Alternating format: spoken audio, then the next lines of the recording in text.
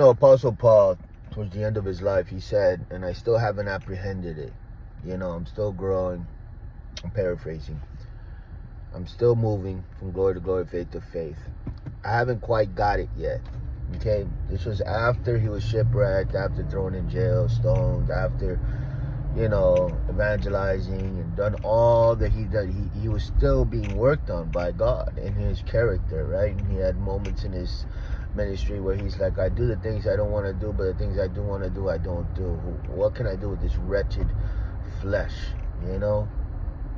So nobody knows what he was dealing with, but I wanted to make this video about us being a project and having the mentality of always moving forward, right? But you're a project and I'm a project, and what that means is that you have your flaws, you have your things that you got to work on, as do I and the rest of the humanity, right? But some people out there think that they have nothing to work on, right? They're in denial. They don't want it. They choose to just have everybody make a project out of everybody else, but not themselves, right? They want to fix other people, right? Which is impossible. You can't fix people. God can fix people, but you can't. You'll be wasting your time, and it will just lead to a lot of upsets and heartbreaks and fights back and forth, doesn't it? Every time you try to fix somebody, don't they retaliate? So, and they throw it in your face that you do this, and when you're telling them that they do that, they, depending on who you're talking to. So that doesn't work. That's a broken system. But I just believe that in this life, we ought to always be getting better each and every day in one form or shape or another. And what that looks like is, it might look like more humility. It might look like, forgiving more or more humbleness. And what that does in turn is that it not only produces good fruit, which produces a good harvest for you to enjoy your life on the inside and outside, right? Because there's benefits to living the blessed life. The blessed life, in a nutshell, is living the right life. Pretty much. You live right, you get blessed. You live wrong, you get cursed. It really comes down to the simplicity of that. So, I try to practice living right. And there's certain things that I have down packed, that I've lived it out like this for such a long time that it's become habits, it's become mechanics. In other words, I don't even think about it. I just react this way. And when people try to, say compliment me on this or that, I say, I didn't even notice. So it's just mechanical at this point. One of the things is that I evangelize and I pray for people. And somebody tells me that they have pain, and I pray for them. And somebody tells me they're going through something, and then my automatic response is pray for them. That's just one mechanical thing for me already. I've done it for so many years, I don't even think about it. And I have people come up to me a week later and they say, hey man, what's up? And they know me. And I'm one of those types of people that I'm bad with names, right? And so I'll see their face, I'll smile, I'll be friendly, but I don't know them from Adam. But they know me. And they'll say, that prayer really helped me, this, that, and the other. And I'm like, I'm just in a position where I'm kind of like chuckling on the inside saying, I don't remember praying for you, but okay. And it's one of those things that I'm just trying to tie that to when you do stuff for God, and you make it part of you, you didn't even count the cost. You didn't even look at it like it's anything. It's just one of those. It's like breathing. It's like talking. It's like walking. So, what am I saying? I'm saying that there's as you practice living right, it can become as normal to you as living wrong was once upon a time. And it's what we kind of like program ourselves to do on a daily basis, right? I kid you not. You can do this with dieting. You can do this with fasting. You can do this with all kinds of things that have to do with godliness when it comes down to putting your body in subjection to honoring God, right? Apostle Paul said that he beat his body down to make it submit to God, right? Because there's parts of us that doesn't want to submit to God. It doesn't want to. Like yesterday in Bible study, as an example, there was this gentleman that was just standing there while everybody else was worshiping. And I went up to him and I tapped him on the shoulder and I said, hey, if you don't see your need for God, you'll never want to come close to him. As long as you don't see your need for him. But the people that have their hands up and they're chasing after God, they know that they need God. They're desperate. They're hungry. Their eggs are not in their own basket. They don't think that they can do better without God. They know that without God they can do nothing. They're convinced of it, right? And I said, man, you need to get to that place where you honor God and worship God, because you understand that your life will be a wretched mess without Him.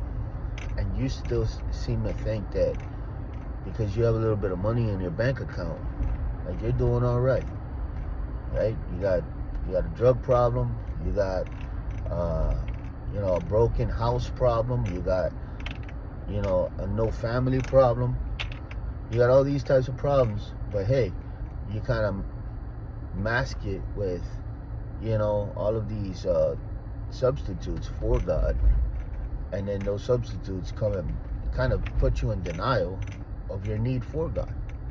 Underneath, you're broken and you're empty and you're alone.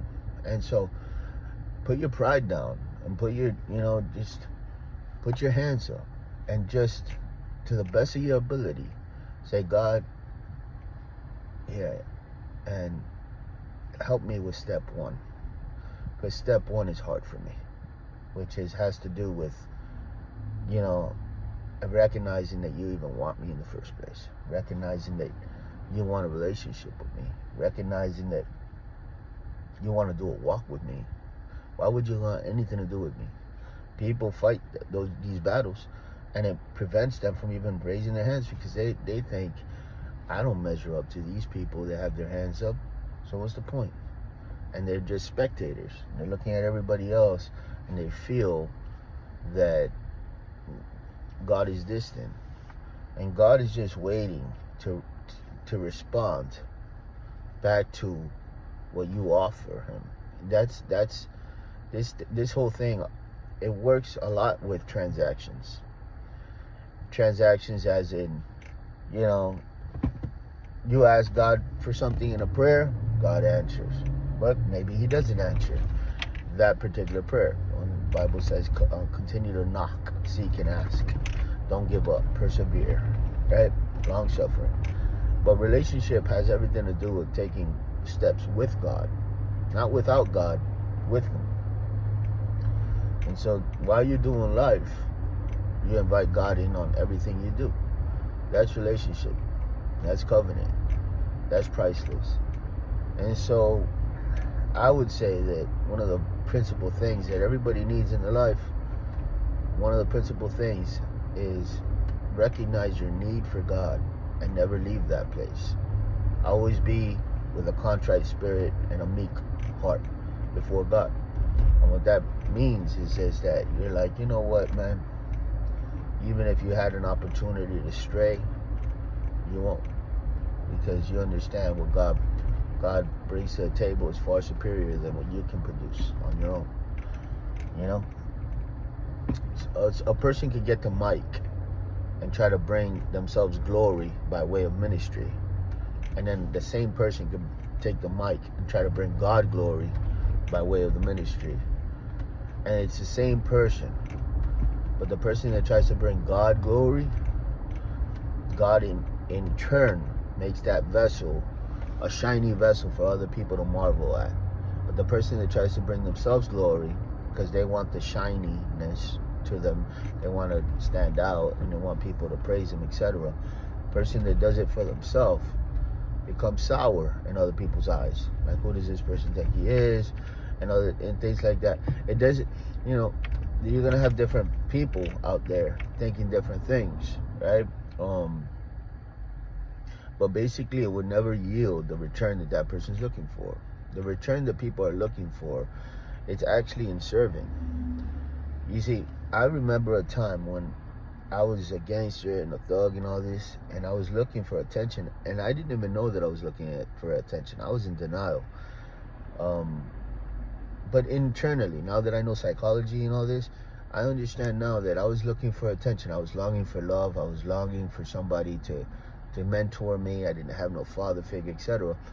So I was doing outside enforcements. I was trying to reinforce myself with the edification of my peers around me that had to do with, you know, the comfort of their compliments. When I would do a wrong thing, they would promote me or compliment me or pat me on the back, give me props. And that's the perversion of the dark side. They compliment you for doing the wrong thing, right? You knock somebody out and you get all this praise, or you steal something expensive and you share it with everybody else, and it's like, wow, dude, you know, you get all this praise.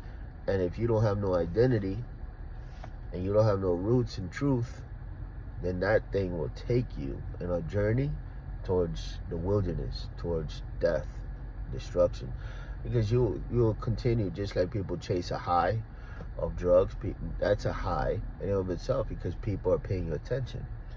And so then that's what happened to me. I was chasing these compliments, chasing this praise, chasing this respect, chasing this image, a reputation.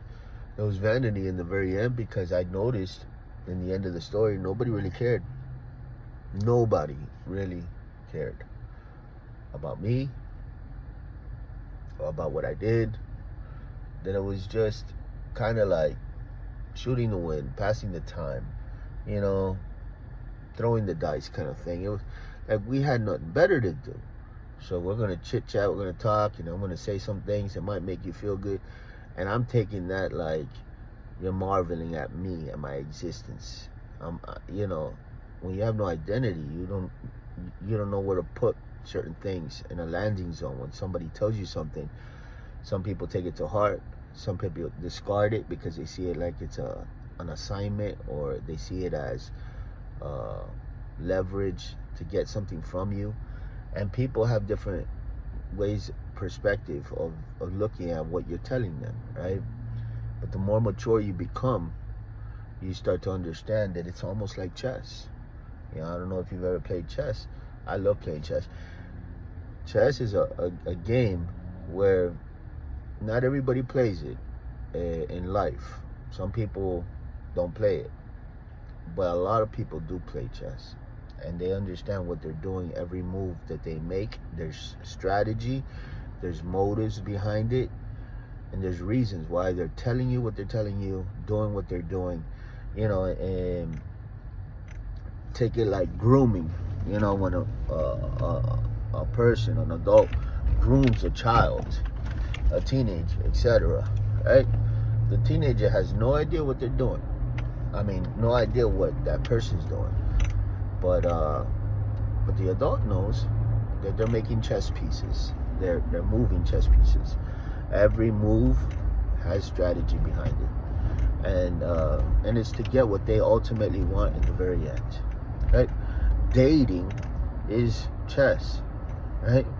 The male is trying to get the woman in bed, and everything is a chess move to try to get to that end of the board, you know, where you take the queen, so to speak, and checkmate. So that's life, man, you know.